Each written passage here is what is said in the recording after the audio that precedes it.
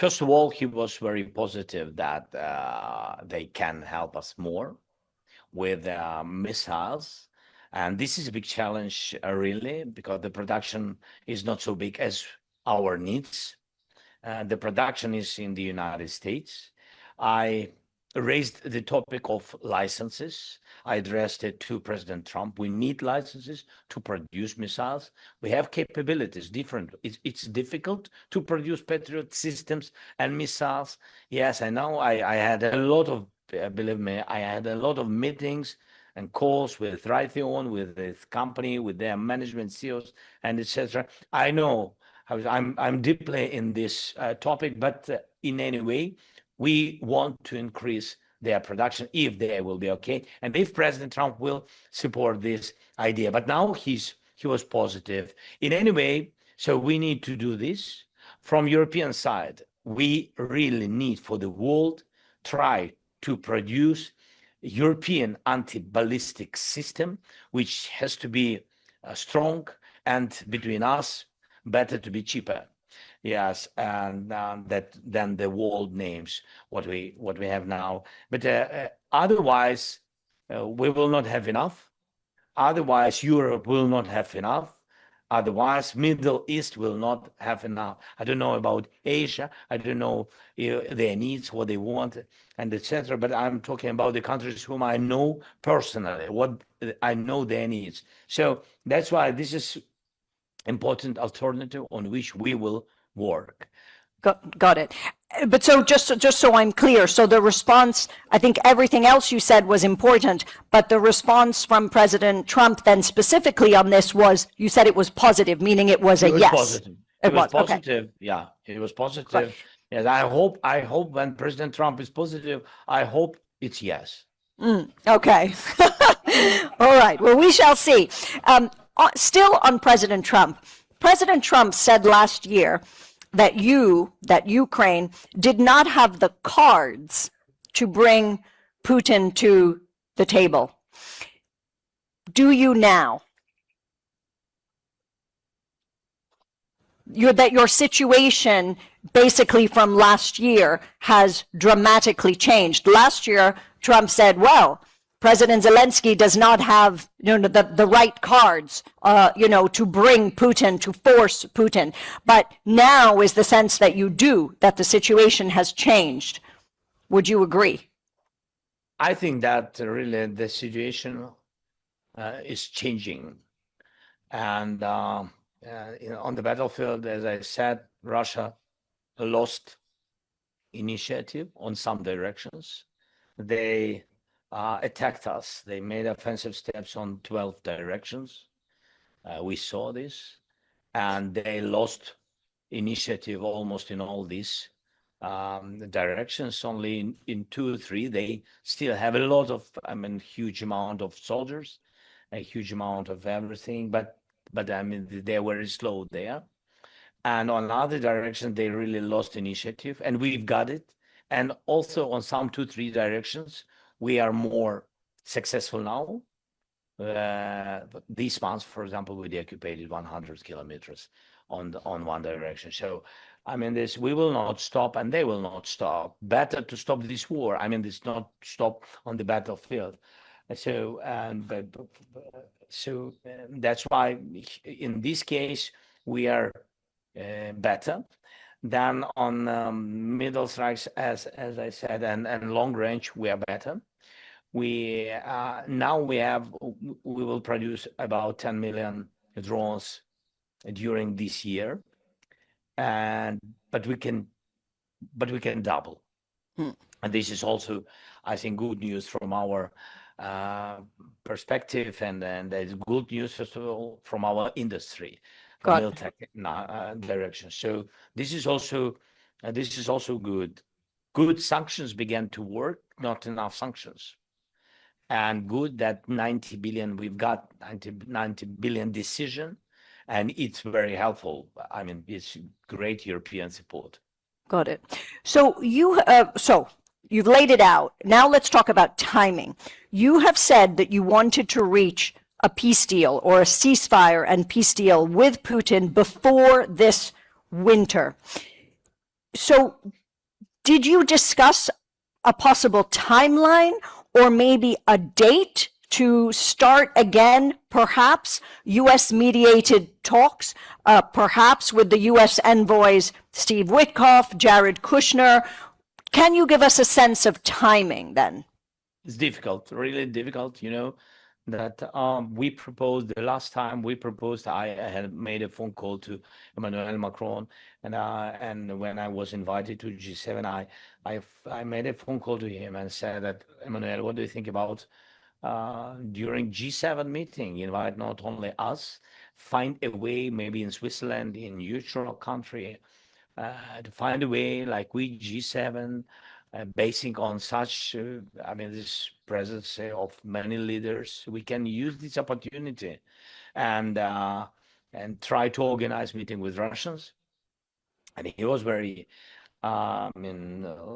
happy with this idea, and but Russians didn't react. They didn't support. Also, American side knew this proposition, and I'm not sure that they also got positive signals. So now we are here, and we had really strong meeting. Putin didn't use this opportunity to meet during G7. And I think we spoke with President Trump. I think that yes, I know that he made a lot of propositions again through different leaders. Putin, to come to Moscow, but this is such games. We don't play such games. So we need some third country. It's not Russia. It's not Ukraine. It's understandable why. So it can be Switzerland, it can be Turkey, it can be Middle East countries, it can be, I don't know, I'm not the president of the United States. It's up to president to do it, to organize or not, to invite us, both of us or not. But I think USA also can be. At least they had meeting already in the United States, in Alaska. But President Trump specifically before the winter. Sorry. I think this is very important thing. Try to organize meeting before the winter. Got it. It was terrible winter for us, but you have to understand that we don't want to go through the same winter. Of course. And Russia has to know that we had terrible winter, and they will have also not simple. So yeah. I think my proposition, dialogue. Yeah, understandable. So just one quick follow on this. You recently had a meeting with Abramovich in Kyiv. Could he be a possible intermediary to President Putin? I don't know. I don't know. I think Putin uses just people. It's not about intermediary or not. I think he just uses. He has his own decisions in his head. But I know that Abramovich, when he came, I think it was very concrete, specific dialogue with him. And I think he understood 100% of my position and our proposition. And he said that he will go and give feedback to the Kremlin. And so we will see. He can be. He can be. It's up to Putin, because each country has to decide who will represent on technical level or on the level of NSAs. Yeah, who will represent them. Right. Time will tell. But so just to wrap up on your meeting with President Trump today, how would you describe the change in feeling and in relationship between that very infamous meeting in the Oval Office and now? Give us a color. It's difficult for me to say. So everybody recognized that it's good that there is ceasefire in the Middle East. Yes, and this is good that people are not dying.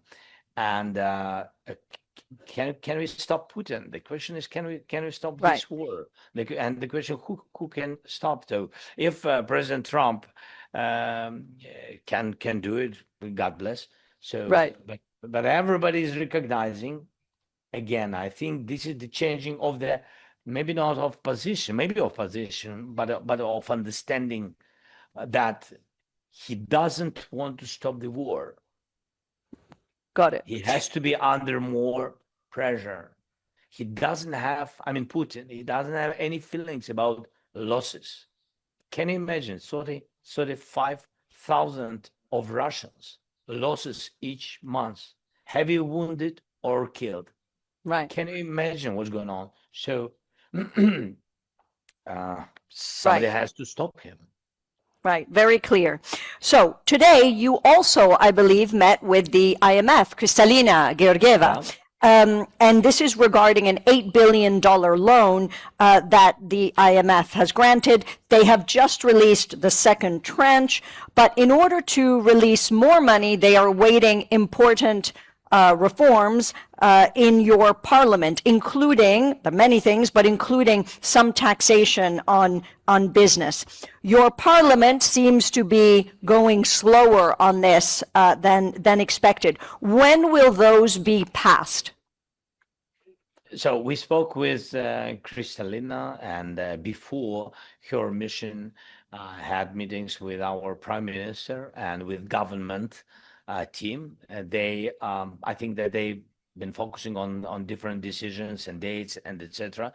But I've got today from Kristalina that both sides are positive, that maybe both sides need some steps, and maybe Ukrainian parliament also needs. But I didn't get the information today that that there are some difficulties. So you have to understand that it's not easy for all of us.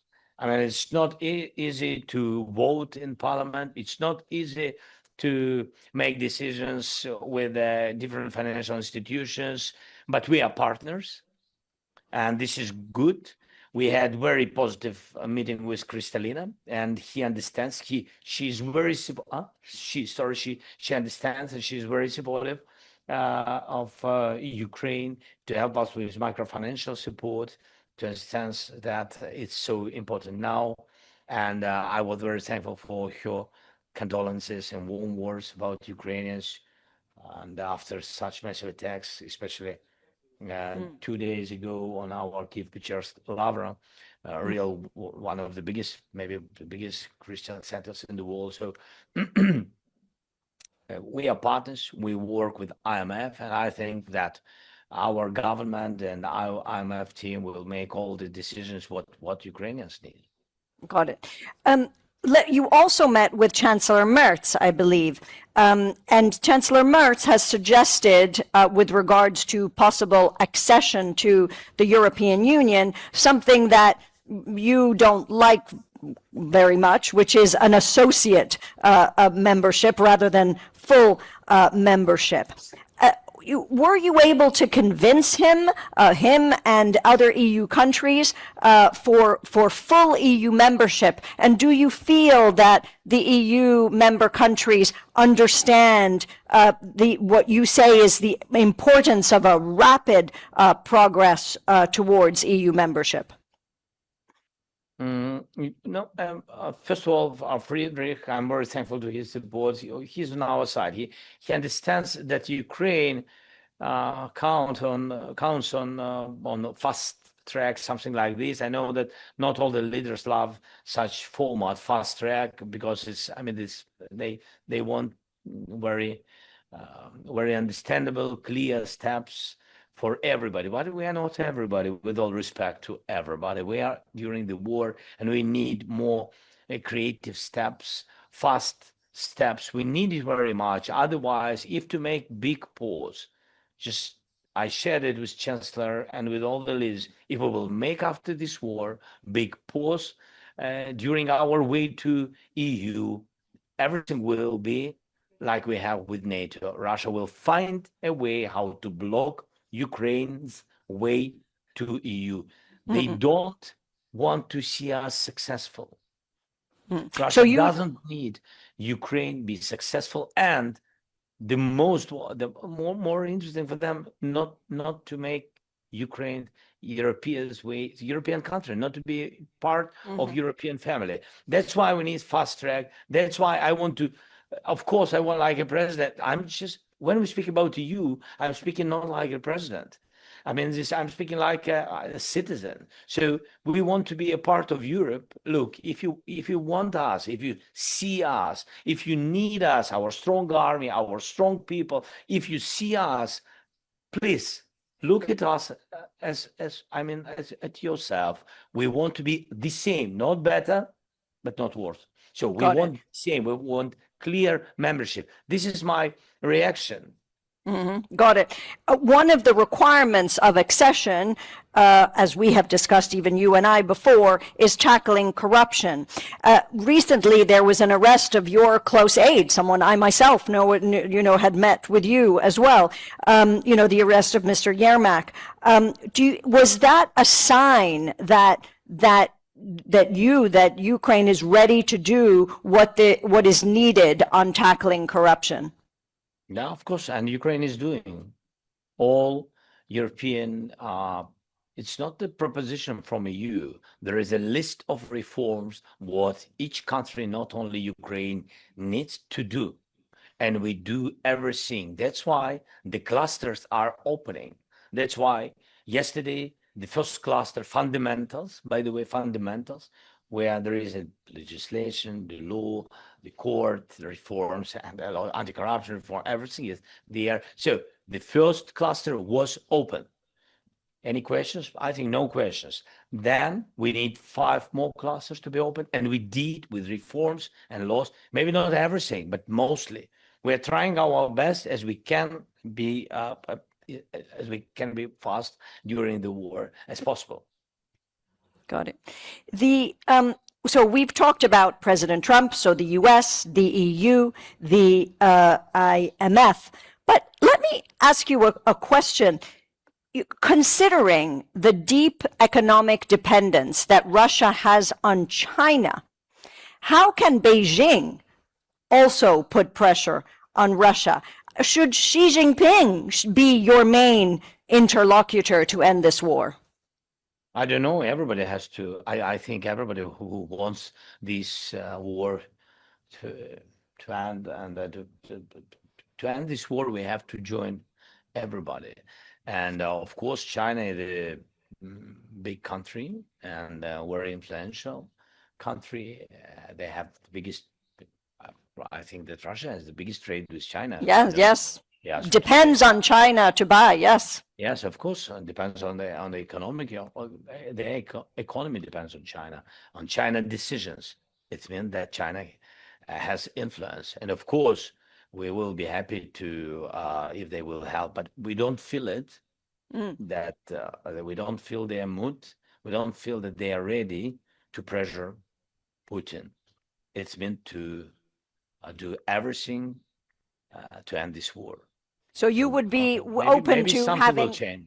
Yeah, you'd be open to having a conversation with Mr. Xi. Of course, I'm very open to meet with the President Xi, and our teams can work on it exactly to do everything what we can to stop the war. So in this room, you don't see it, but in this room we have many investors, chief executives, financiers. And so one of the things that we would want to know is, what are the sectors of your economy that offer the greatest opportunity for foreign investment, and what incentives are you offering? So thank you very much. First of all, we will have reconstruction anyway after ceasefire or after the war will end, when we will have security guarantees. Because security guarantees, first of all, we need for our people, for the societies, and of course for business, for investment. So, and reconstruction is very important. We have to renovate energy sector. So energy is very important. Agriculture, even during the war, this is huge sector of Ukrainian economy, agricultural sector. So you're very welcome. And of course, the new sector, what we've got, what we created and during and increased during this war. It's militech. Militech, it doesn't mean that it's only drones which attack and weapon for offensive. No, it's about demining, it's about agricultural sector and a lot of different things. So it's like a robotized system.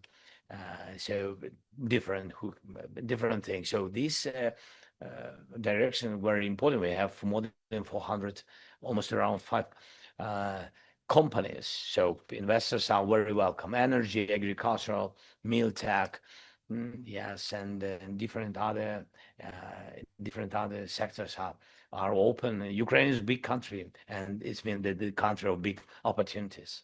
Got it. My last question then to you, because last time we met in November, well, we've met since then, but last time we had an interview here at Reuters Next was in November 2023, and you gave me some insight into, President Zelenskyy, the man, right? And so I have a few quick questions, personal questions for you. Are you ready? Very fast. The last one. Last ones. They're very quick questions. Okay, you ready? The last one few. That's right. Okay. Ready? Are you ready? Do you miss being an actor? I miss being a good father. Okay.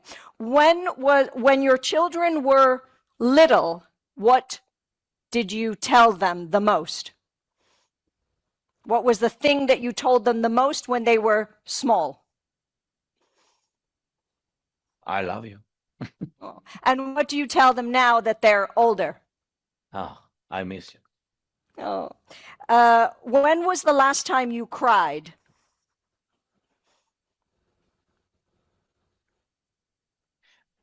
I will try to do it after our interview.